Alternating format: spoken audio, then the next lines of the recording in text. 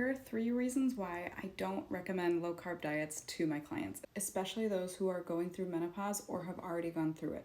As a woman who's done low carb diets personally, there are times and places for those diets to really be something that your body needs, and I'll be sure to go over that at the end of this video, so stick around for that. The number one reason why low carb diets are not something that I typically recommend to my clients is because of the fact that it can make you feel super fatigued. Glucose from carbohydrates is the body's preferred energy source, and we really do need those glycogen stores to be there when we're doing a workout. And what I'm talking about specifically is like resistance training type exercise. Exercise that encourages your body to build lean muscle is really helpful for women of all ages, but for menopausal and postmenopausal women, as your estrogen levels decrease throughout your lifespan, your bone density can start to suffer. We don't take up as much calcium into our bones and build strong bones like we did before. However, when you do that strength-based workout, evidence is starting to show that our bones become stronger and more dense, and we have a better time managing our cholesterol and blood sugar levels, which can become a problem as we shift in our activity levels as we age. When our glycogen stores are kind of depleted because we're going low carb, we can't push it as hard in the gym or when we're doing our workouts, and it doesn't actually give you as much stimulus to the muscle. So your muscles may indeed grow less and develop slower, or maybe you won't develop as much lean muscle as you are intending or putting the time in to achieve. The second is it makes it more complicated and more difficult to get the right nutrients into your diet. And this is not just for weight loss, this is for health in general. Carbohydrate-rich foods tend to be rich in fiber. Grains, legumes, fruits, and starchy vegetables are limited in low-carb diets, and so you have to be really creative and intentional about how you get your fiber in. What is the deal with fiber? Let me tell you. It's not only important for our digestion and staying regular, but it's important in helping regulate blood sugar. There are 2 kinds of fiber, and both have a role in helping regulate our blood sugar. And we can develop something called insulin resistance if we are consuming a lot of carbohydrates, which puts us in that place where we want to start a low carb diet in the first place because we're gaining fat and we want to get ahead of it.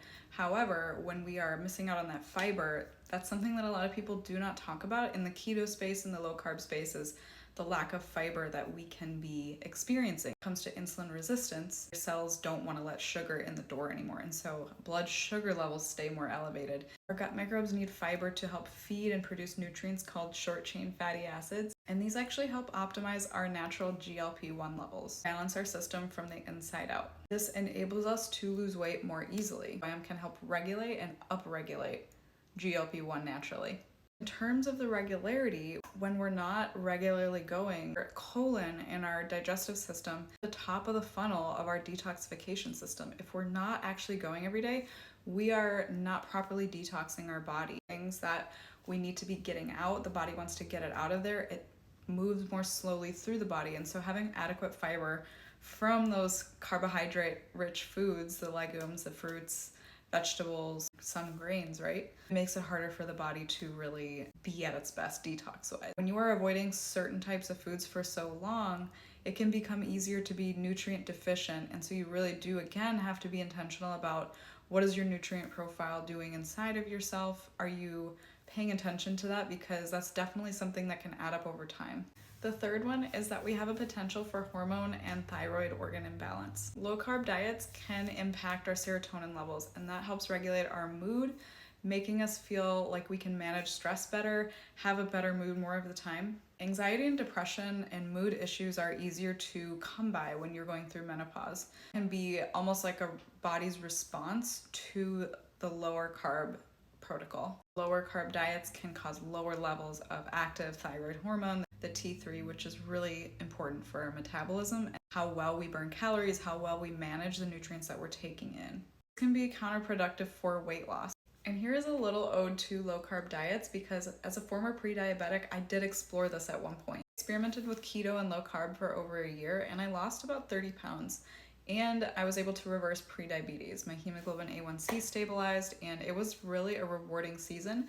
However, as time went on, I really started to learn more about strength training, and I wasn't able to get where I needed to be in terms of my metabolic health and having the lean muscle mass that I was looking for. I was struggling with weight gain again, and I was so much into like running and HIIT training at the time when I was doing the low carb approach. Low carb taught me a lot about what it means to gravitate more towards whole foods and healthier eating in general. So I'm really grateful for how it naturally encouraged me and prompted me to do that. I do believe that low carb diets can be really supportive for a time and place. Not a great long-term approach for fat loss, and that includes menopausal women. So if you're not quite sure what to do next or which step to take, I want you to take my no-cost training on how to get rid of the bloat, heal your gut, lose 10 plus pounds, and tone up. This training breaks how to do it down into 3 simple steps.